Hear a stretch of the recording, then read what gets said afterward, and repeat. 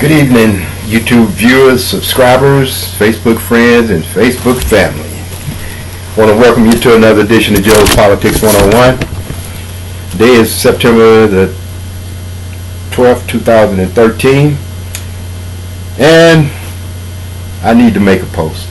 I hadn't made one in a few days, and today my post is going to be on the Deviant. Yeah, I don't know if you watched any of my video posts to YouTube in reference to George Zimmerman back during the trial.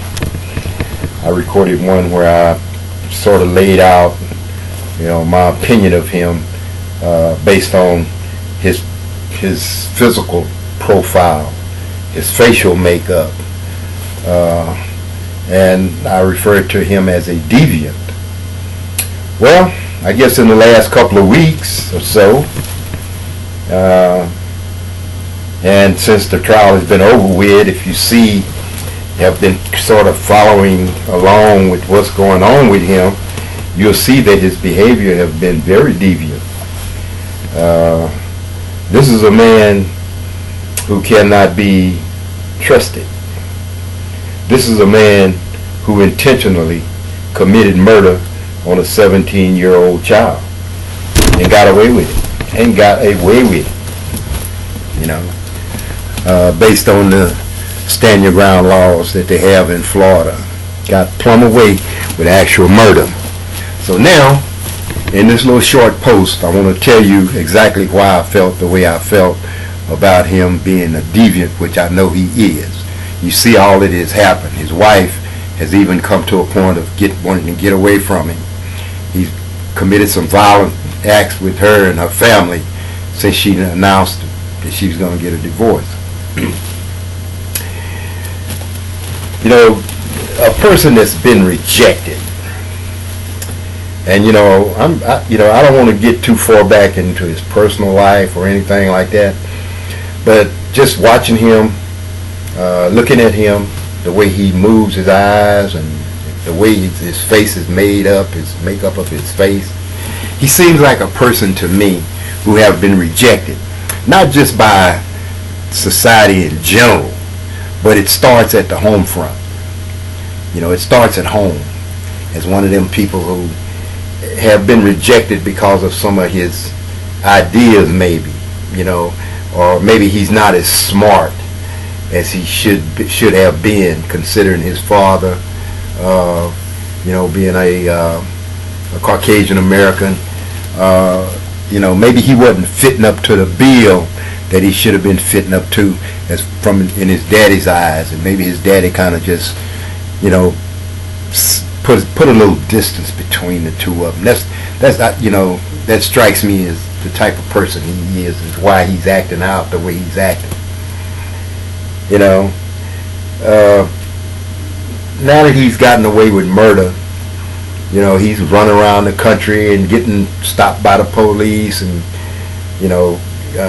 getting into all kind of little mischievous things that's not worth anything, but he's constantly got this gun with him, and this is how I felt when the situation first happened.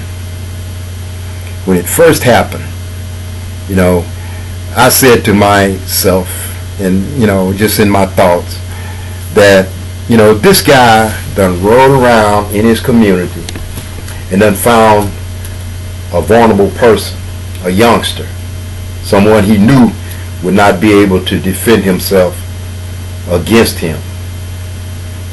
He took advantage of that and he killed that young man, intentionally killed that young man. What he did to that young man, he did not have to do. He did not have to shoot and kill Trayvon Martin.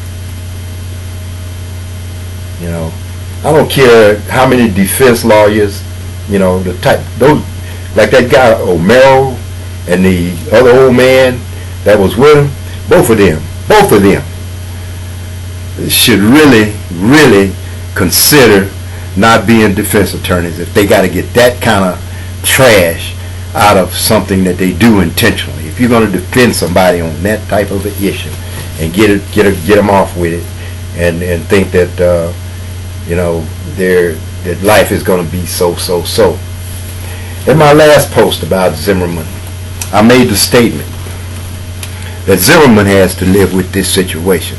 He's going to have to live with the fact that he shot and killed a 17-year-old boy for no reason at all. No reason at all did he shoot and kill that young man. He's going to have to live with it. And you're seeing it play out. You know, God take care of his. And the devil take care of his. But God is way more powerful than the devil. Way more powerful. Now you begin to see what's going on with George Zimmerman. You begin to see it play out, and play out. And eventually, it's going to come to a head. When and how long? Who knows? But George Zimmerman is really going to have to deal with the fact that he murdered somebody for no reason, intentionally for no reason at all. He's going to have to deal with that. Those type of murders and that type of weak mind that he has can't survive. They can't survive. He's a weak-minded person. He wants to be accepted. And he thought maybe if he just kill an old Afro-American dude, you know, that would make him rich and famous in life, and he got away with it, and blah, blah, blah. You know, it don't work that way, George. We are watching. We will be watching. You're going to end up